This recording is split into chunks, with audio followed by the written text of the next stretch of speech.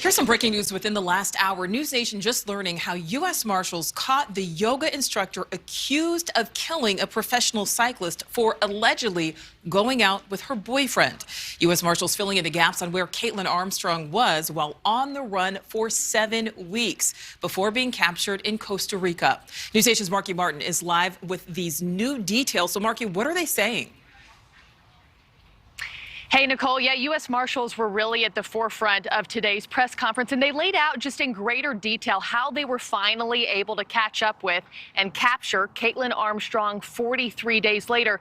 And I'll tell you this right off the top, too, just from reading that arrest warrant from start to finish, it was neighborhood surveillance cameras that captured Kaitlin Armstrong's car pulling up to the house that Mo Wilson was staying in the night of her murder and then pulling away. That's why she was called in for questioning.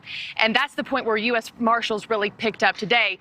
They said from there, just days after her questioning, Nicole, she sells her car to CarMax for more than $12,000. She hops on board a plane, leaves Texas, lands in New York at LaGuardia, spends a few days there, and then from New Jersey, she hops on board a plane to head to Costa Rica using somebody else's passport. Now, in prior reporting that we've done, it seems as though that other person is likely her sister, Christine.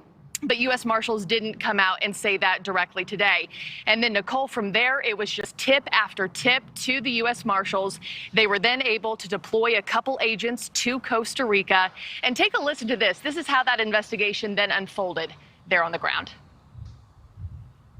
Officials involved in the investigation conducted old-fashioned law enforcement techniques, went door to door, conducted multiple interviews, going from yoga establishment to other yoga establishments, and also made contact with lodging venues that she had left behind. Nicole, you heard him. It was just old-fashioned law enforcement, cold calling, door knocking, and they went to several of those yoga establishments, they said, and then eventually they found her at the hostel she was staying at on Santa Teresa Beach. Nicole. Great work by those marshals there. Okay, Marky, a lot of talk about her changing her physical appearance possibly. Did the U.S. Marshals talk about that? Yeah, they did. They were asked those questions directly. He said it was quite obvious when they eventually located Armstrong that she had changed her physical appearance. Take a listen to this soundbite. This was the moment that they found her in Costa Rica. Armstrong altered her physical appearance. She dyed her hair brown. She cropped her hair shorter to about shoulder length and had a bandage on her nose where she claimed it was from a surfboard incident just days before.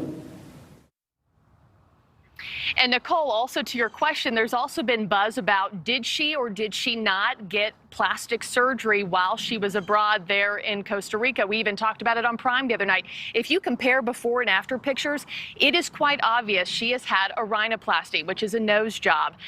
Those U.S. Marshals even said not only did she have that bandage, the skin around her lower eyelids were discolored, which you get after a traumatic procedure like that. They also said they found a receipt for a cosmetic procedure in that hostel totaling more than $6,000, but they said it did not have her name directly on it, so they were not confirming today that she had had that procedure done.